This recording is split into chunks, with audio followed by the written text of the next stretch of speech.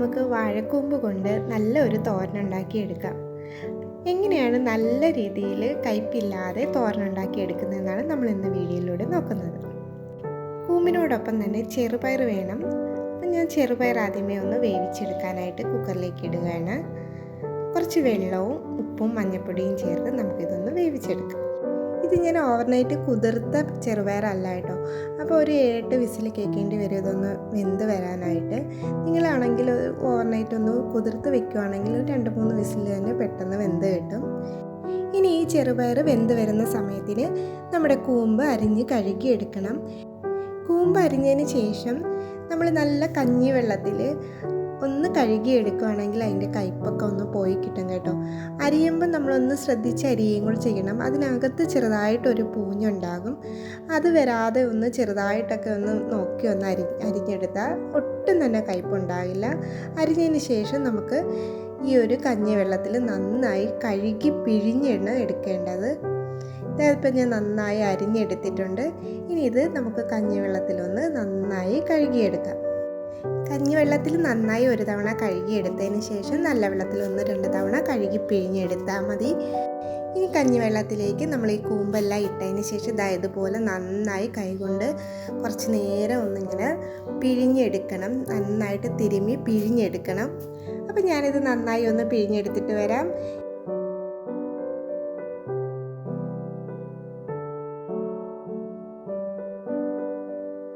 ഇത് നന്നായി കഞ്ഞിവെള്ളത്തിൽ പിഴിഞ്ഞെടുത്തിട്ടുണ്ട്. കൂടാതെ തന്നെ 2 വെള്ളത്തിൽ അല്ലാതെയും കഴുകി പിഴിഞ്ഞെടുത്തിട്ടുണ്ട്.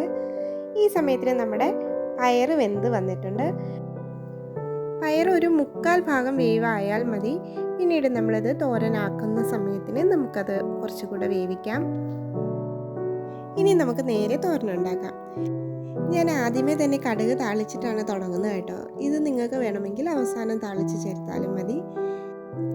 ചൂടായ എണ്ണയിലേക്ക് കടുകിട്ട് പൊട്ടിച്ചതിന് ശേഷം ചെറിയ ഉള്ളിയിട്ട് നന്നായി ഒന്ന് വഴറ്റി കൊടുക്കാം. ഇനി ഇതിലേക്ക് നമുക്ക് 2 വറ്റൽമുളക് കൂടെ ചേർത്ത് കൊടുക്കാം. കൂടെ തന്നെ 2-3 പച്ചമുളക് ചെറുതായിട്ട് അരിഞ്ഞുകൂടെ ചേർത്ത് കൊടുക്കാം.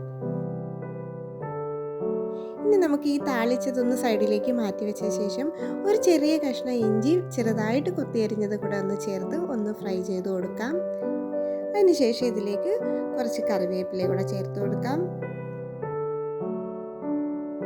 ഈ സമയത്തിന് ഇതിലേക്ക് നമ്മൾ നേരത്തെ കഴുകി പിഴിഞ്ഞ് വെച്ചിരിക്കുന്ന കൂമ്പ് കൂടെ ചേർത്ത് കൊടുക്കാം. ഇനി ഇതെല്ലാം നന്നായി ഒന്ന് ഇളക്കി യോജിപ്പിക്കണം. ഇനി നമുക്കിതിലേക്ക് ആവശ്യത്തിന് ഉപ്പ് കൂടെ ചേർത്ത് കൊടുക്കാം.